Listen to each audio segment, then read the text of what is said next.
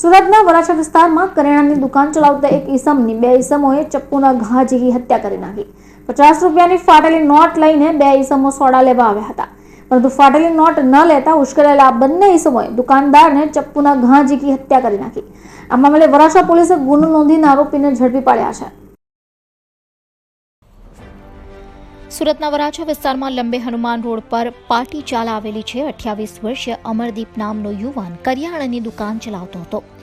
ગત રોજ તે દુકાન પર હતો ત્યારે બે ઈસમો ત્યાં આવ્યા હતા અને 50 રૂપિયાની ફાટેલી નોટ આપી સોડા માંગી હતી। જોકે નોટ ફાટેલી હોવાથી દુકાનદાર અમરદીપે સોડા આપી ન હતી, જેથી રોષે ભરાયેલા બંને ઈસમોએ ઝઘડો શરૂ કર્યો હતો।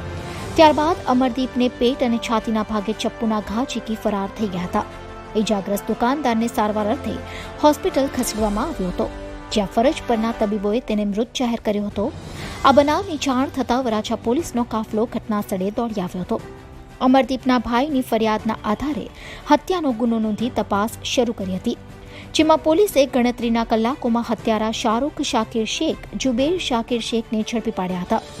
બીજી તરફ મૃતક અમરદીપના પરિવારજનોએ આરોપીને કડક સજા થાય અને ફાંસી આપવામાં આવે તેવી માંગ કરી હતી। પ્રદીપ ગુપ્તા। પ્રદીપભાઈ, જે મરણ જનાર વ્યક્તિ છે તમારે શું થાય છે અને શું ઘટના બની હતી? મારો નાનો ભાઈ હતો। શું ઘટના બની હતી?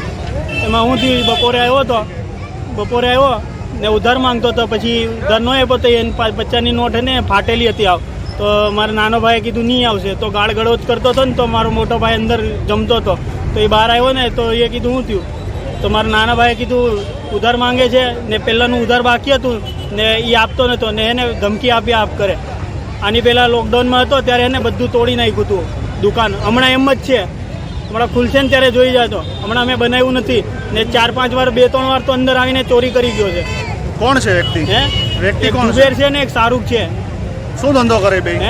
એ બે કાંઈ કામ ધંધો નથી કરતા, બધું 2 નંબરનું કરે છે। જુગાર, દારૂ વારું બધું છે, એ બધું 2 નંબરનું। શું માંગણી છે તમારી? તમારી માંગ શું છે? મારી માંગણી હે ને ફાંસી આપો ને હે ને પહેલી વાર નથી આની પહેલાં હજી ઘટના હતી ને મેં હે ને ટ્રેનમાં હતો, 2 તારીખે ટ્રેનમાં બેઠો, જ્યારે આ ઘટના બની ને ત્યારે હું વડોદરા પહોંચ્યો, કોઈ ફોન કર્યો મને કીધું કે તારા ભાઈને હે ને કોઈ ચપ્પુ ઘાલ દીધું છે, તો પછી મને ખબર પડી। વરાછા વિસ્તારમાં લંબે હનુમાન મંદિરની સામે પાટીચાલ આવેલી છે। પાટીચાલમાં એક અમર ગુપ્તા નામનો યુવક કરિયાણાની દુકાન ચલાવતો હતો।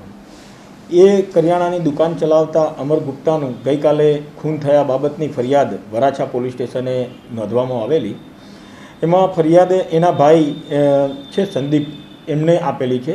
ફરિયાદીના જણાવ્યા મુજબ ગઈકાલે 2 ઈસમો આ મરણ જનારની દુકાન ઉપર આવેલા બપોરના સમયે।